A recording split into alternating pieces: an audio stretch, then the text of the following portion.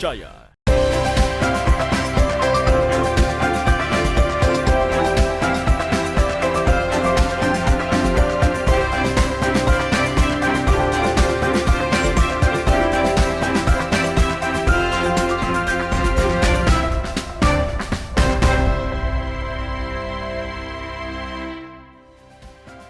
Halo, selamat pagi saudara. Apa kabar Anda hari ini? Senang sekali saya Winda Anggreni dapat kembali menjumpai Anda tentunya dalam program inspiratif Sapa Sulsel. Dan hari ini saya sudah kehadiran narasumber yang akan membahas terkait dengan percepatan vaksinasi dan juga penanggulangan COVID-19 di Provinsi Sulawesi Selatan. Hingga saat ini pandemi belum berakhir saudara, jadi kita harus tetap menerapkan protokol kesehatan.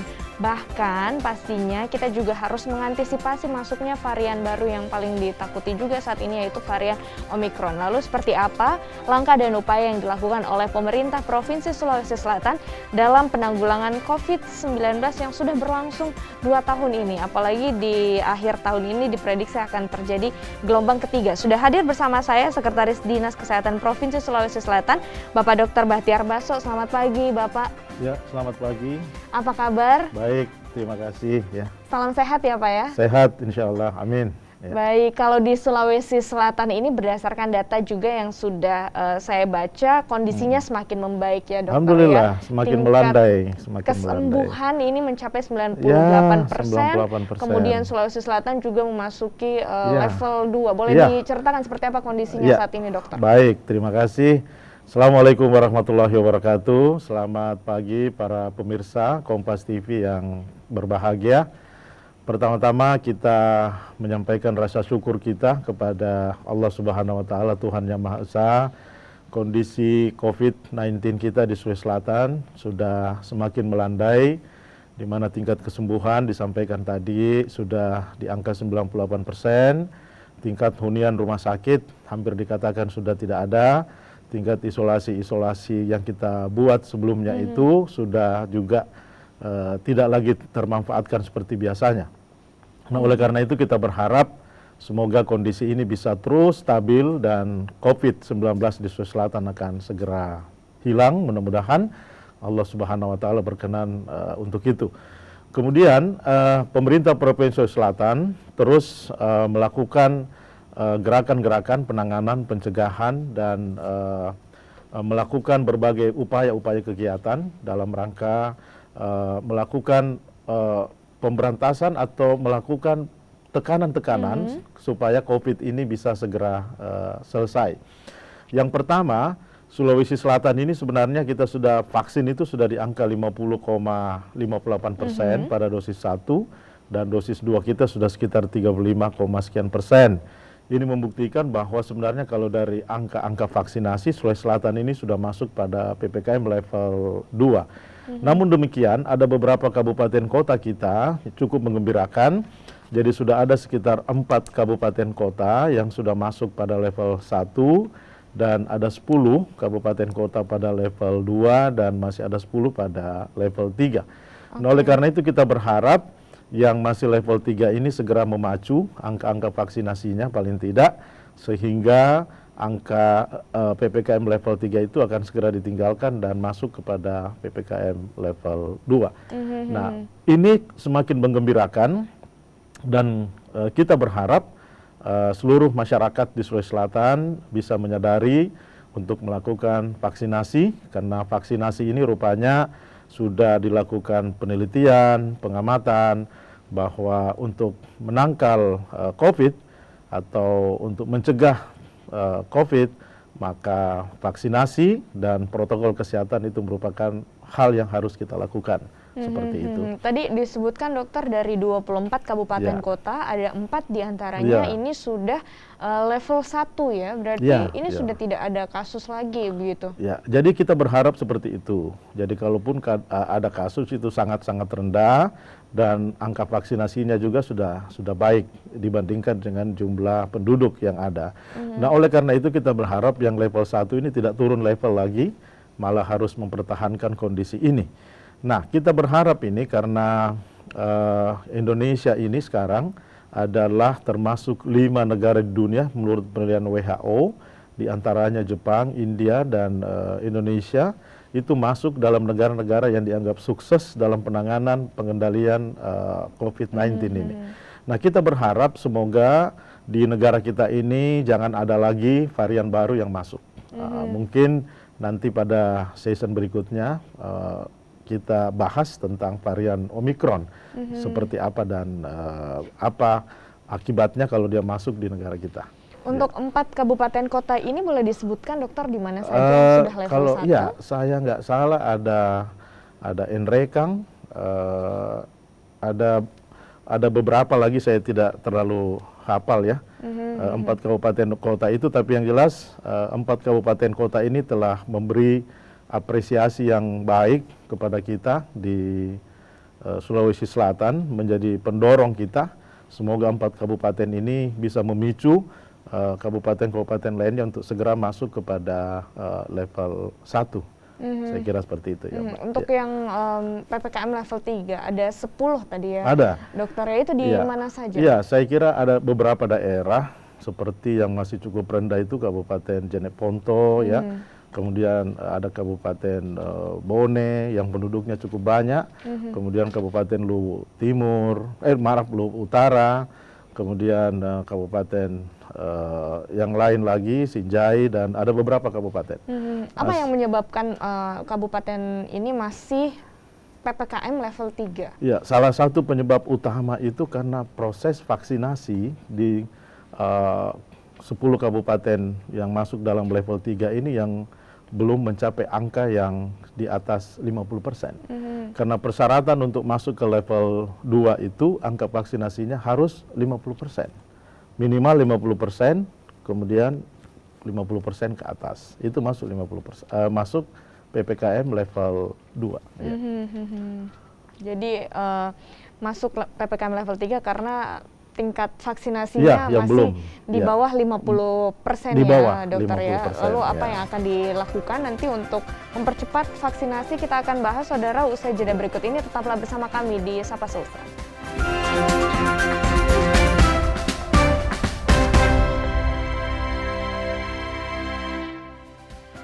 Terima kasih Anda masih bersama kami di Sapa Sulsel di Kompas TV Independen Terpercaya. Pemerintah Provinsi Sulawesi Selatan terus melakukan percepatan vaksinasi COVID-19, termasuk di kabupaten kota yang masih berada di PPKM level 3. Selanjutnya apa yang akan dilakukan oleh pemerintah Provinsi Sulsel untuk mencapai targetnya di akhir tahun ini, dokter, 70% ya dokter? Ya.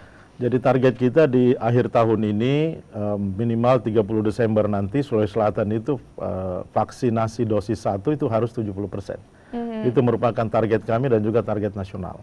Alhamdulillah kita sudah mencapai target nasional bahwa di akhir November kemarin kita harus mencapai 50%. Dan Sulawesi Selatan hari ini sudah 50,58%. Berarti target capaian dosis 1 vaksinasi pada akhir November 50% itu sudah tercapai Sulawesi Selatan. Semoga juga akhir Desember nanti kita bisa mencapai target nasional yang 70%.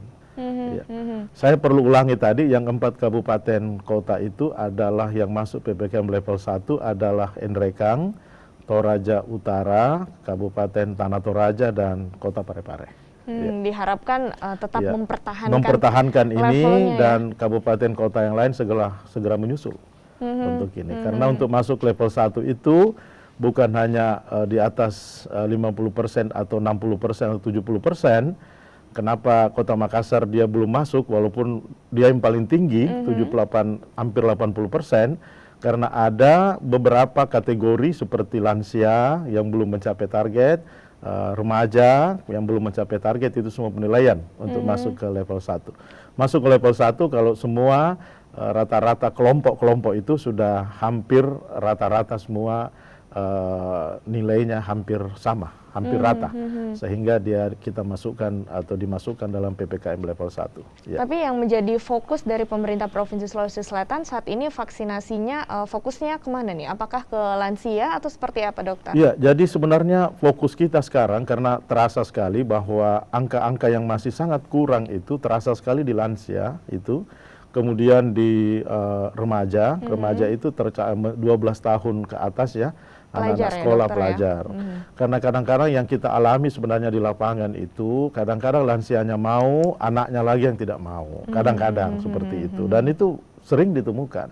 Begitu juga dengan melakukan vaksinasi pada anak-anak sekolah yang 12 tahun ke atas, kadang-kadang kita mengalami kendala pada orang tua si anak yang belum mengizinkan untuk dilakukan vaksinasi.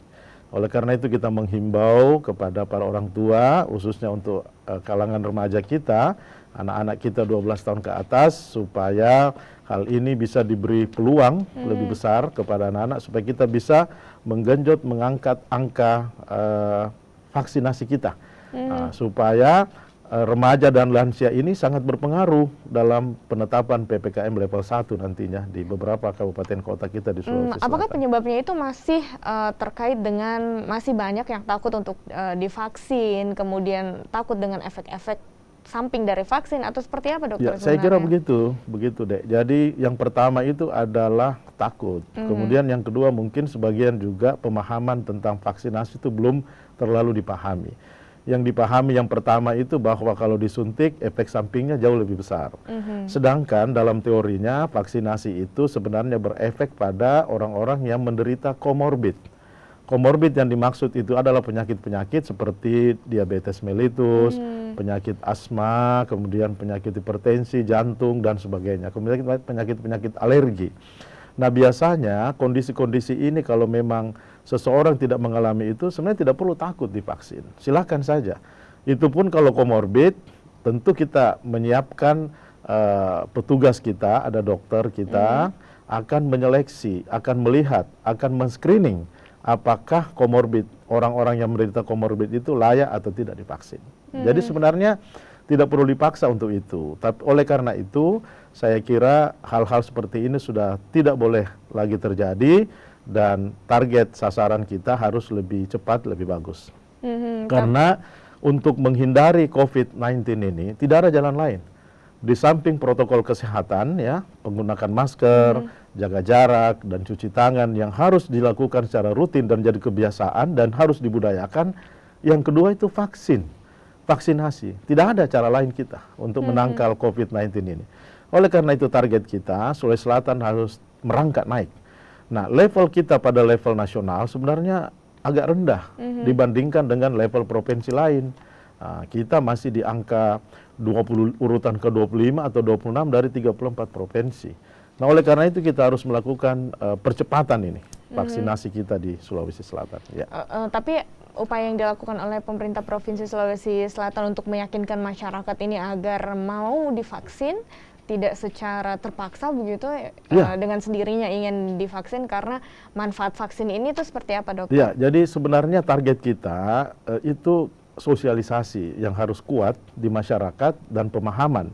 Nah itu kita meminta kepada seluruh stakeholder kesehatan yang ada di seluruh provinsi Sulawesi Selatan dimanapun berada, baik yang teman-teman yang ada di pelosok desa dan di puskesmas, di rumah sakit, di dinas kesehatan, di mana saja di Sulawesi Selatan, memang langkah-langkah sosialisasi itu harus tidak henti-hentinya kita lakukan. Jadi sebenarnya sekarang vaksin kita cukup tersedia. Orang yang akan melakukan vaksin, vaksinator kita ada dan sudah dilatih. Nah, yang masalah sekarang mana orang yang akan kita vaksin. Oke, nah, oleh karena itu percepatan vaksinasi ini dilakukan sampai ke pelosok-pelosok desa. Sampai ya, ke pelosok-pelosok desa. Malah kita terima kasih banyak kepada bapak-bapak dari TNI Polri, dari bapak-bapak dari Kominda, intelijen kita yang sangat membantu kita. Nah, oleh karena itu kita berharap bapak-bapak dari TNI Polri kita bisa bagi tugas ya begitu. Bapak-bapak yang konsentrasi dalam pengumpulan masyarakat, massa di lapangan, kami yang melakukan vaksinasinya.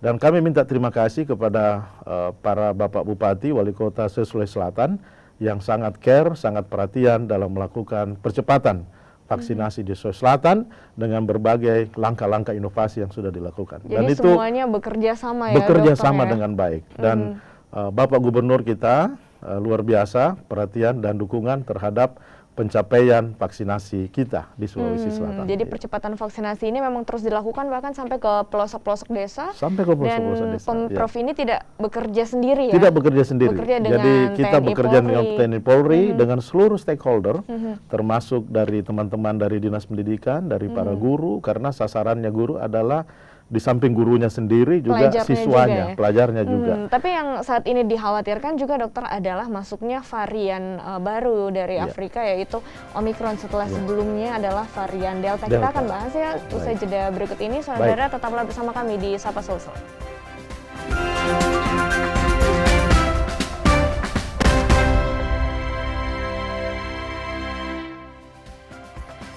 Anda masih bersama kami di Sapa Sulsel. Saudara, saya masih bersama dengan Sekretaris Dinas Kesehatan Provinsi Sulawesi Selatan, Dr. Bahtiar Baso. Tadi sudah disampaikan bahwa percepatan vaksinasi ini terus dilakukan, tapi ketersediaan vaksin itu sendiri seperti apa, dokter? Amankah? Ya, oke. Jadi ketersediaan vaksin kita di Sulawesi Selatan cukup aman. Kita baru-baru kedatangan dari Inspektorat Jenderal dari Kementerian Kesehatan untuk memantau melihat keadaan vaksin kita. Malah dalam pertemuan khusus vaksinasi se-Indonesia dilakukan di Yogyakarta, teman-teman dari Kalimantan telah menawarkan kepada Sulawesi Selatan, sekiranya Sulawesi Selatan bisa memanfaatkan vaksinasi yang ada di sana yang mungkin tidak terpakai sampai tanggal 31 Desember. Dan kita siap.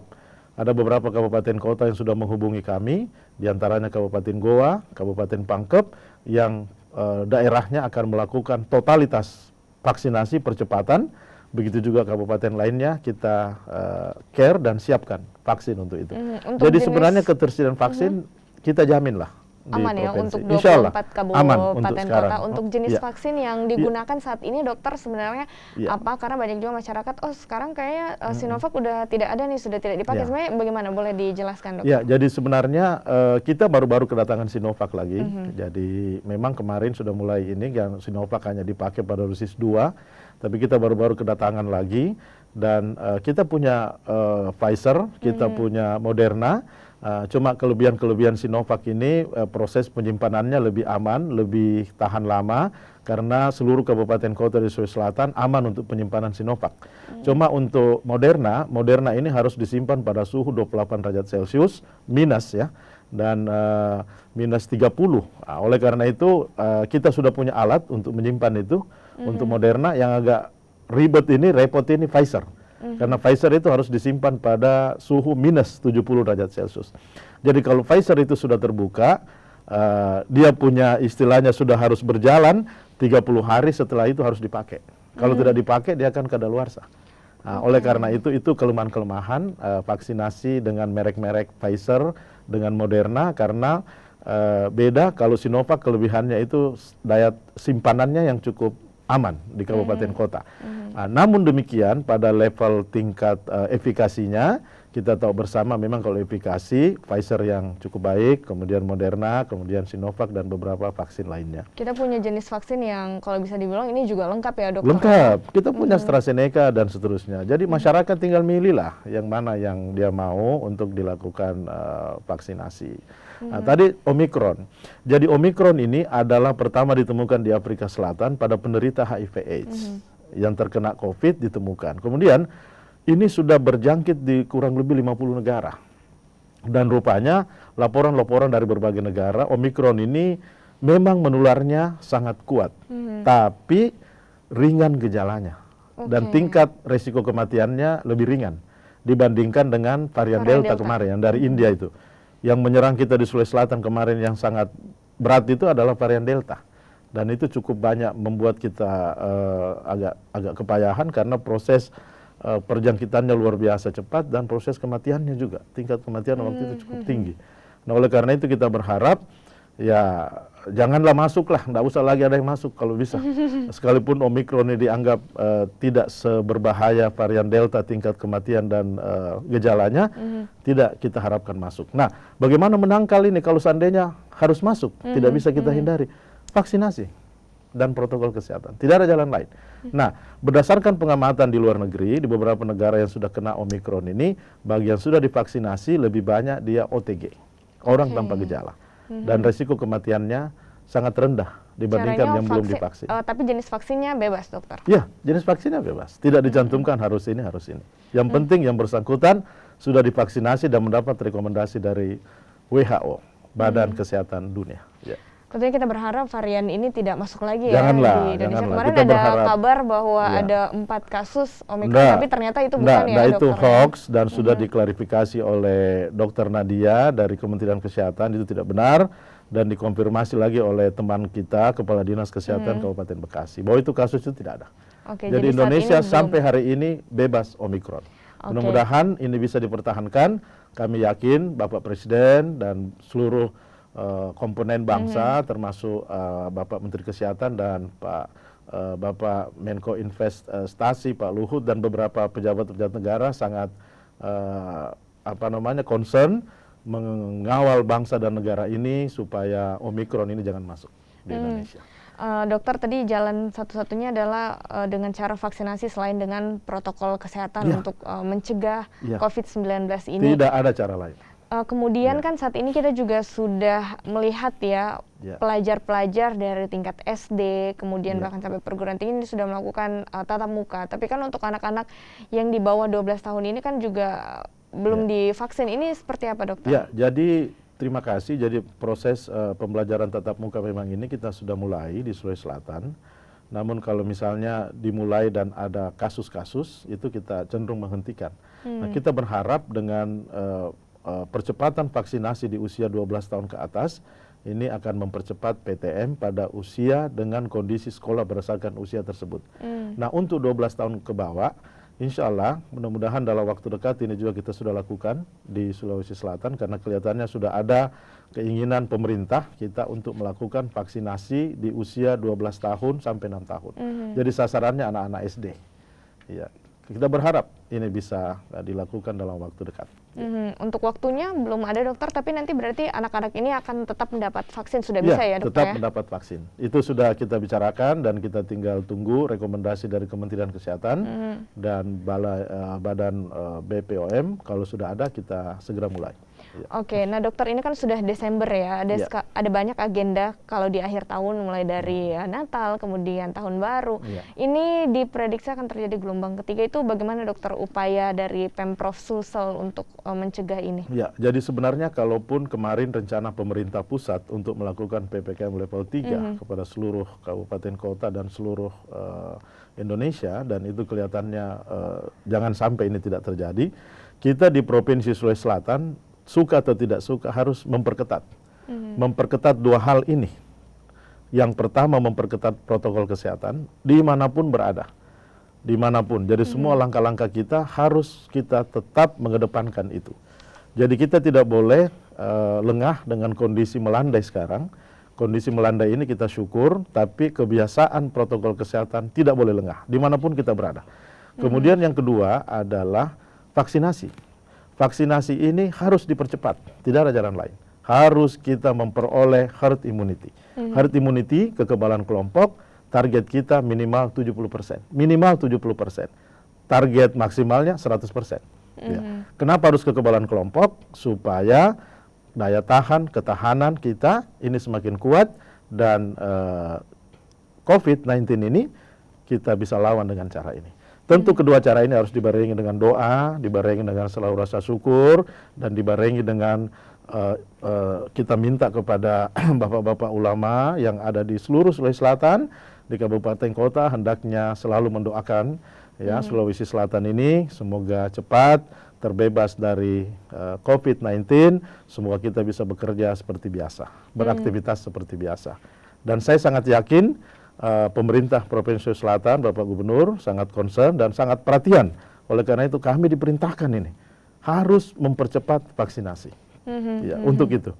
Dan Bupati, Wali Kota Sulawesi Selatan juga sangat concern untuk mempercepat ini. Semoga masyarakat kita di Sulawesi Selatan bisa melihat ini bukan karena pemaksaan, tapi memang karena bagian dari untuk keselamatan mereka. Untuk keselamatan mereka, tidak ada lain. Kita lakukan ini untuk masyarakat. Oke, jadi karena kalau sakit bukan pemerintah yang sakit. Yang sakit itu masyarakat. Oleh karena itu masyarakat harus sadar, tahu bahwa ini untuk mereka. Kami bagian dari